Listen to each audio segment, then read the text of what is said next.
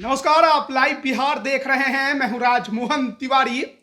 2024 लोकसभा चुनाव को लेकर देश भर में राजनीतिक गठबंधनों का दौर चल रहा है। एक तरफ विपक्षी एकता को लेकर दूसरे चरण की बैठक कल और परसों यानी 17 और 18 जुलाई को बेंगलुरु में होनी है, तो वहीं दूसरी तरफ अब एनडीए भी अपने कुनबे को बढ़ाने की कोशिश करता नजर आ रहा है।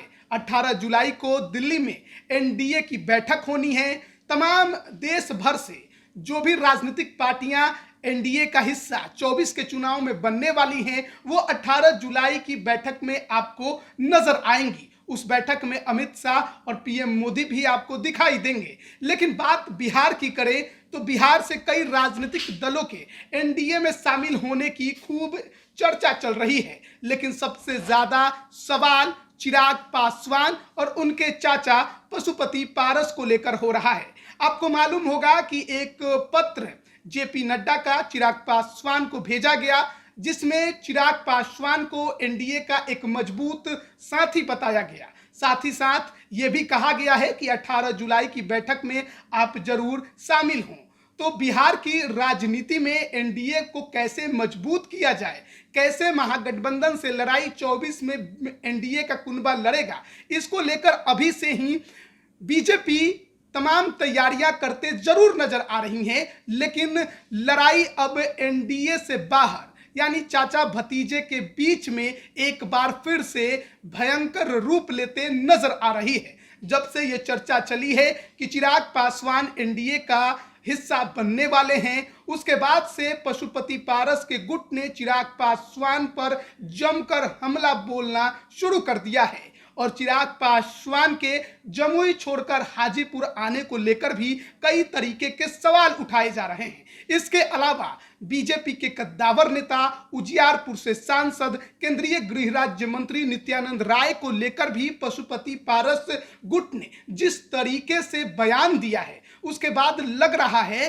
कि बौखलाहट पारस के गुट में ज्यादा है। क्योंकि चिराग पासवान अगर एनडीए का हिस्सा बनेंगे तो पारस गुट के कुनबा जो है उसका महत्व कम होगा। इस बात का डर पशुपति पारस को भी है और उनके तमाम नेताओं को भी है। इसीलिए शायद अब बौखलाहट में चिराग पासवान पर भी बयान दिए जा रहे हैं और नित्यानंद राय पर भी बयान लगातार दिया जा रहा है। जो पार्टी के प्रधान महासचिव हैं केशव सिंह, उन्होंने तो नित्यानंद राय को दलाल तक कह दिया। यह भी कह दिया कि चिराग पासवान और नित्यानंद राय के बीच में जमीन का कारोबार है, नित्यानंद राय इसकी दलाली करते हैं और इसी के लिए लगातार चिराग पासवान से मुलाकात करते हैं। केशव सिंह ने जो कुछ कहा हमारे माइक पर कहा, वो भी हम आपको पहले सुनाते हैं, फिर आगे की कहानी भी आपको बताएंगे कि 24 के चुनाव को लेकर चिराग पासवान अगर एनडीए में शामिल हो रहे हैं तो जो शर्तें चल रही थी वो बाकी हैं या फिर अब शर्त खत्म हो चुकी है। सबसे पहले केशव सिंह का ये बयान सुनिए। नित्यानंद राय जाकर मिल रहे हैं। नित्यानंद राय के साथ जमीन का दलाली करने के लिए दोनों आदमी का मीटिंग हुआ। अच्छा। कहाँ से ये पॉलिटिकल मीटिंग था? किस तरह की जमीन की दलाली? अरे मठ का जमीन बहुत सारा हड़पे हुए हैं लोग हाजीपुर में, कबीरपंथी मठ का, उसके लेकर के बराबर बेचने का बात चलता है। उसके लिए दोनों आदमी का मीटिंग होते रहता है। हर एक सप्ताह इन लोगों का मीटिंग होता है। आप लोग तो कई बार मीडिया में दिखाए हैं। तो अभी आपने राष्ट्रीय लोक जनशक्ति पार्टी के प्रधान महासचिव केशव सिंह को सुना, देखा किस तरीके से चिराग पासवान और नित्यानंद राय को लेकर उन्होंने बयान दिया, दलाल तक बता दिया। नित्यानंद राय बीजेपी के कद्दावर नेता हैं, बिहार प्रदेश के अध्यक्ष भी रह चुके हैं और अभी केंद्रीय गृह राज्य मंत्री हैं। एक बड़ा ओहदा उनका बीजेपी में माना जाता है। लेकिन उसी बीजेपी नेता पर जिस तरीके से पारस गुट के तरफ से बयान दिया गया है, यह बताता है कि पारस गुट के अंदर बौखलाहट है।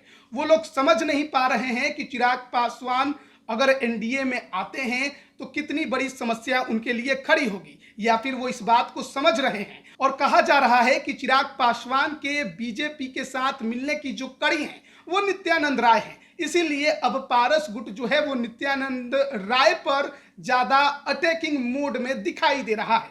आज पशुपति पारस ने भी नित्यानंद राय को लेकर जो बयान दिया वो बताता है कि गुस्सा नित्यानंद राय को लेकर पशुपति पारस के खेमे में कितना ज्यादा बढ़ गया है। अब बात कर लेते हैं चिराग पासवान की। चिराग पासवान बीते कुछ दिनों से अब बीजेपी के साथ और सहयोग में ज्यादा दिखाई देते हैं। जिस तरीके से बीजेपी नेताओं पर बर्बरतापूर्ण लाठीचार्ज हुआ विधानसभा मार्च के दौरान, उसको लेकर भी चिराग पासवान ने उसी दिन से महागठबंधन की सरकार पर सवाल खड़े करने शुरू कर दिए और तमाम नेताओं से जवाब भी मांगा। पहली बार ऐसा देखने को मिला जब आरजेडी और तेजस्वी यादव को लेकर भी चिराग पासवान काफी गुस्से में नजर आए। पिछले दिन एयरपोर्ट पर उन्होंने सीधे तौर पर यह बातें कही कि जब अपनी बारी आती है तो आरजेडी वाले खूब रोना रोते हैं, नीतीश को तानाशाह बताते हैं, लेकिन वहीं दूसरी पार्टी जब वो लोग सत्ता में आ गए और बीजेपी आज उनको इस तरह से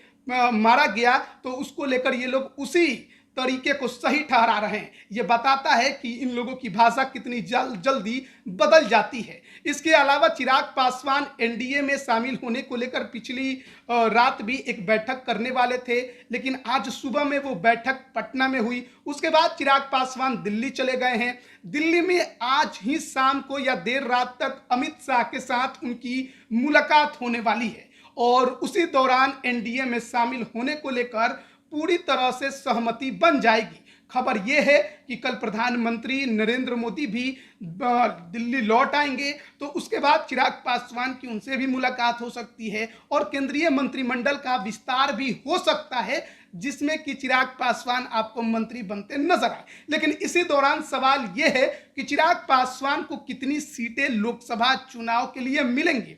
जैसा कि चिराग पासवान की तरफ से लगातार यह दावा किया जाता रहा है कि 6 सीटें प्लस 1 राज्यसभा, जो कि पुरानी लोजपा के तर्ज पर उन्हें मिलनी चाहिए। लेकिन अब लोजपा 2 है तो सीटों के बंटवारों में दिक्कत हो सकती है। लेकिन जो हमें खबर निकलकर हमारे सामने आई है उसके अनुसार अगर बात करें तो चिराग पासवान को लगभग 5 सीटें जरूर मिलेगी कम से कम, और ये केवल उनके लोजपा रामविलास की बात हम कर रहे हैं। लगभग 5 सीटें उनको मिलनी तय मानी जा रही है और 1 राज्यसभा की सीट भी उनको मिलेगी। अब पशुपति पारस एनडीए में कैसे रहेंगे, कितनी सीटों को लेकर रहेंगे, कब तक रहेंगे, इसकी चिंता पशुपति पारस को करनी है और इसकी डील वो जेपी नड्डा जो कि बीजेपी के राष्ट्रीय अध्यक्ष हैं उनसे करेंगे। पशुपति पारस कितने दिन तक और एनडीए में बने रहेंगे इसको लेकर भी सवाल है, क्योंकि हाजीपुर लड़ने को लेकर वो अड़े हुए हैं और चिराग पासवान को बीजेपी ने हरी झंडी दे दी है कि आप हाजीपुर में तैयारी करिए। ऐसे में अगर हाजीपुर को लेकर बात नहीं बनी तो हो सकता है पशुपति पारस खुद ही एनडीए छोड़ दें, और नीतीश कुमार के साथ उनके संपर्क तो बहुत पुराने रहे हैं।